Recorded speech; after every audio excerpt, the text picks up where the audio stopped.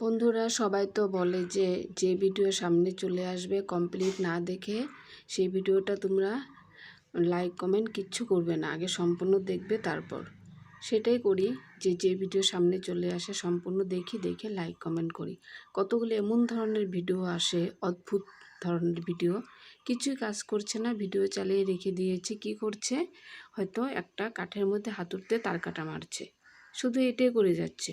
তো সেই ভিডিওটা যদি 15 মিনিট 20 মিনিটের বানায়, আমি দেখেই যাচ্ছি তার কাটায় মারছে, তার কাটায় মারছে, তার কাটায় মারছে, আর কিচ্ছু করছে না, তাহলে কি করব? সেই ভিডিওটা বসে বসে দেখতে হবে মন করে 1 ঘন্টা আধা ঘন্টা পরে তার কাটা মারাটাই।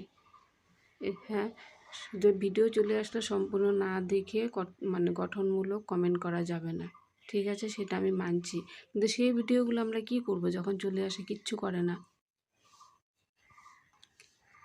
কথাগুলো যদি ঠিক বলে থাকি সুন্দর করে একটু কমেন্ট করে জানাবে।